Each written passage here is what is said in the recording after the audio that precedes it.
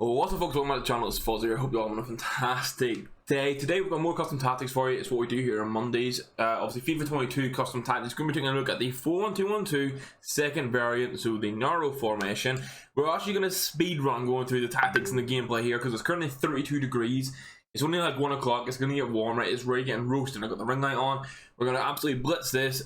Ignore the team and where the players are placed as we go through this as the pre-warning. I'm currently building a team to test the new 3 at the back system, so you're going to see players in positions in this 4-1-2-1-2 that you wouldn't be normally.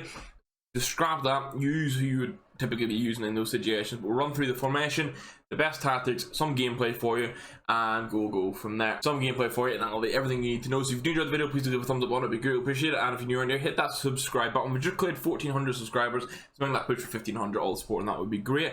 Let's dive in to the custom tactics. As I was saying, obviously a lot of my players are actually out of position here, and you'll see that in the formation side of things. But for the 4-1-2-1-2, we're going to be on a press after possession loss with 40 width and 75 depth. Honestly, it's hit that point in the game where for me, it's all about having some fun, trying new players, but obviously still being able to win games. So we're cracking the depth up a little bit. I used to play this on old gen. I played it a little bit lower for a while on next gen as I transitioned, but we're back to 75 depth. Width on 40 is kind of like where I like, between 40 and 44, is kind of where I like my 4 at the back system to be, so we're leaning on 40. Build up play, we're going balanced. I still think I like say long ball and fast build up that I used to use all the time. I still think balance is the best right now. We did try forward runs again though, and we had great success with them. I know when I first transitioned to next gen, forward runs didn't work at all, and we had to use the right passing. In this system anyway, forward runs was fantastic. 47 width, just to try and get the attack a little bit more spread. Obviously we've got kind of a clump midfield, which is what we want, but we don't want them to be too close together. Now we have 5 players in box, 2 on the corners and 2 on the free kicks. Now, let's preview this. This entire team is somewhat normal. Obviously, do not play Luis Diaz at left back. Use an actual left back there. Even if you want to switch Spinazzola in there, you're going to have Diaz at DM. Beal is also not a centre mid. I was using him as a striker. But basically, you want your normal back 4 here. So put a left back in instead of Diaz. Spinazzola and DePaul are actually perfect examples of what you want in this centre defensive mid spot and the right mid spot. Obviously, put a box-to-box attacking player in the left mid spot, or sorry, the left centre midfielder spot, and then you're done, dusted. That's the personnel. We'll get that out of the way and clarified for you. Because I know a lot of people will be asking why Diaz is left back and why Beal is centre mid. Or the instructions. The goalkeeper's on comes across and sweeper keeper. This is a personal preference thing. It's not vital to the system. You can turn it on to default if you really want to, but I quite like having comes across and sweeper keeper, especially if we've got a fast keeper. I had Manyan last weekend with Allison. I think it would be absolutely stellar. The 2 centre backs, you don't want to change anything at all. That's standard. Leave them on default. When we move to the full backs, though, we're going to have join the attack and overlap for both of them. We want these fullbacks getting involved a lot. It's one of the most vital things in the game. We've noticed it from the very start of FIFA 22. Fullbacks and wingbacks can be really powerful. Getting them on the overlap can help create space, and it's essentially, with how drop back works, if you have more width, it spreads the opponent's team out a little bit and can create more gaps. So actually having your fullbacks overlap, as well as we'll get onto it a little bit more, utilizing D-pad tactics. If you're finding someone's get everyone behind the ball, they're hard to break down, just using a bit of width on the pitch is a really perfect way to do that. If we look at defensive midfielder next, it's Spinazzola. I have cut passing lanes that drop between defenders and cover center here. This is basically, you want a really pacey defensive midfielder. Spinazzola is perfect for it. He's got like maxed out pace. All his stats are fantastic. I want him to roam the middle of the pitch. I also want him to drop between the defenders, which will naturally push the left back and right back forward. And then obviously they've got join the attack and overlap, so it's going to get them into really aggressive positions and create some opportunities for you. And then I just like cut passing lanes. I feel like for this situation, if you ran man mark, it wouldn't work as well. Cut passing lanes just means they'll be aggressive whilst also covering that central part of the pitch for you. The right center midfielder you want on cover wing, which is the default, and all you're going to change here is put them on stay back while attacking. I find my box to box player is great here because they'll still get some attacking opportunities, but it's not too defensive. Honestly, it's very versatile. You'll find typically there's a lot of variation between this right center midfielder and central defensive midfielder. Essentially what you want to do is have, I want 2 box-to-box players here. That's why with Spinazzola and DePaul, you want them to be very fluid, available to use the ball. There's plenty of players like that in the game right now, so you'll be fine. Over on the left central midfielder, this is the person that's going to be getting forward for you. So we just put get forward and get into the box for cross here, essentially forcing them into the attacking positions a lot. So essentially what you're going to have is your left back and left back and right back are going to be pushing up on the overlap. You're going to have a left central midfielder pushing forward all the time, and then you've got this triangle that we're going to look at now. But it means that you've got essentially three centre backs. Spinazzola's on drop between the defenders, so essentially they become like a mix between a centre back and a DM in that space they roam, and then DePaul will cover the wing and just on either side that he has to, and it creates quite a nice fluid system, which hopefully will showcase in the gameplay for you. For the cam, we're going get into the box for cross, not changing anything here, just simply get into the box for cross. They will naturally drop back a little bit more, but it helps with build-up play. The right striker is getting behind and stay forward, and the left striker is stay central, getting behind and get forward. I always say the person who's going to stay central, you want that to be a stronger striker. In this case, Ronaldo and Carrera is a perfect example for it. Ronaldo, we want them to stay central on the pitch and sort of utilize him as like a more of a bulky player. Obviously Ronaldo isn't that, but he has the height and the strength to do it, and then Carrera is our PSC guy that can get in behind.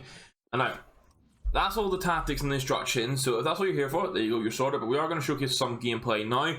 As you can see, the team, as I say, ignore the chemistry, ignore everything. This is a team I'm going to be building. We're going to play on a 3 at the back system, and it's going to be fun. But let's have a look at the gameplay now. So in this game, I'd actually been using 4-2-3-1 to start off the first half. It's the second half when we get to the 4-1-2-1-2 now. So I'm going to just flick through and get to that now, because I'm pretty sure we score essentially right from kickoff as soon as we made the change. You go in, we make the changes, come back into the game, and I think I pretty much just go and score. So we're running around with Mbappe here. He's trying to defend. We now have a situation where you can see immediately. This is a good example. So yeah, De Ligt is my defensive midfielder in this situation. Spinazzola is my right central midfielder. De Ligt instantly has dropped into the space, and you can see that there. And then Spinazzola is just going to roam in the middle and help to cover the wing. We can get forward with the fullbacks a bit more. That was a shocking pass from Quadrabadinho at left centre mid, managed to get in and win the ball. Hazard or Cam, Mbappe is the right striker. Bale was my left striker in this case. The press after possession loss is white, so Pereira in general is going to be getting forward because he's on join the attack. But we have press after possession loss on, so he goes and wins the ball in that space. We chip it through to Bale, and then just absolutely stunning finish. And this is the second goal. Obviously, Ronaldinho is playing left central midfield. Not ideal. It's where I say an attacking box to box or a Cam that has defensive stats would work better there.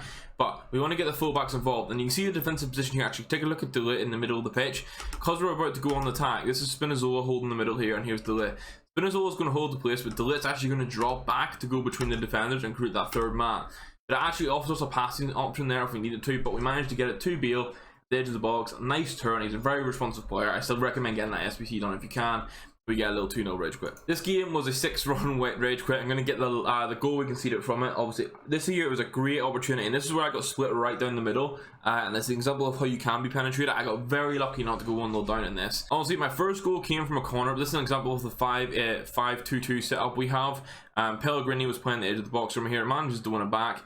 Mbappe with a little bit of bullshit, a little tap to the side, gets through and scores. Here's the goal we conceded. You can see straight away here, he's played it really wide out to Bale. I've went way too aggressive with Pereira, and he's got in behind for it. He crosses the ball over. It manages to fall to Solskjaer. A lot of bumbling about here. Solskjaer gets the ball back again, and Adepele there with a bit of space, and then the rebounds. Like, there's not much I can do to there. That's kind of an unfortunate one. Not so much the system, just how things are bouncing back. Here is the press after we've lost possession already, though. So Pellegrini stepping up for us and winning the ball back. And looking at Mbappe here, absolute glitch. The fact that ball bounced through and back to me is insane. This is a good example of using the width and in the build-up. So obviously Pellegrini in this case was my right central midfielder. I'd moved Spinazzola into DM. We have Quartra, who's our right back, getting forward and aggressive here. Try to play a little chip through to Mbappe. He miscontrols it with Eder Militao. This is a cross from Mbappe. Again, Bale manages to get in. Mbappe run it to the byline. Not something I like to do all the time, but I've got this fast dribble and I can get away with it. And then Hazard with a cheeky little finish. So despite not having wingers, you'll find that you still get those opportunities to attack the bylines, either with your strikers or your centre midfielders who are pushing forward. The fourth goal comes from essentially it's just a counter attack. We managed to win the ball back with the Pereira. The press was still on. Dino picks the ball up. I see the little run from Mbappe, but instead play it to Hazard. Great space for Bale on the run, and obviously Bale was our left striker there. So you can see that little triangle that forms from your Cam and your two strikers. You can see it right here. This is Hazard, Mbappe, Bale. I just sort of do a little 1-2 with my Cam in this case. Sends Bale on the run, and because he's pressed with his right back, I get the space to split them in two. and obviously he tries to move the keeper, and it's 4-1 up to me. Just gonna play out for a little bit here, because honestly I had to flick through the 7-5 win. There's not actually too much to show in that. It was very general gameplay, just a lot of goals being scored. This is probably going to be the last gameplay clip. You can see there initially we've got the 2 centre backs, so this is the one thing that you can get hit on. If I somehow give the ball away with Pereira here, I would be hit very vulnerable for a through ball, and that's what will punish you with this system. So you have to be aware of your passing. Obviously, you can see a lot of nice link-up play for us there. Hazard gets the ball, and we managed to score our 5th. As we detailed, the defensive shape is very much this. You're going to have essentially a 3 centre-back system because of the drop between defenders. Obviously, it's not as constant as a actual 3 centre-back system. You can see variation. You can see the mini-map moving there. We've transitioned a little bit, so now it's 2 with Spinazzola in front of them. Quarter as a right back coming to help, but Spinazzola in this case, when he has been my defensive midfielder, he's just roaming that part of the pitch, and that's why I was saying that him and someone like DePaul, or I like Pellegrini, who I had paired with him here, it's a really easy way to have, like, you don't need an out-and-out defender. You want someone who's capable on the ball, fast, can play the pass, you're capable of dribbling as well, because what you'll find is, because he's not actually a centre-back role and he's kind of drifting, he will have situations where he needs to be able to make a move or make a little quick skill move, bit of dribbling, and get a pass off. But that's the sort of 6th goal we can score. I really enjoyed this system. So that's the 4-1-2-1-2. Sorry, the 4-1-2-1-2. So the narrow variation gameplay over and done with. Hopefully it showcases a bit about the system. The main thing is the defensive shape and the, sorry, not even the defensive shape, the shape that you transition to in the attack with the defensive midfielder still on between the centre backs, the full backs pushing up, which we managed to showcase, and then utilising that triangle in the front 3. The main thing is you might get hit on counter attack, so be wary of that. Be careful with your passing. Press after possession loss was vital for this as well, because the fullbacks are aggressive. You just get a lot of opportunities to win the ball back. But that's me for today. If you enjoyed the video, please do leave a like right now. It'd be greatly appreciated if you already hit that subscribe button. And it's very warm now. Have a wonderful day. Stay safe, stay hydrated, all that good stuff. I'm catching the next video, guys. Thank you very much for watching. Goodbye.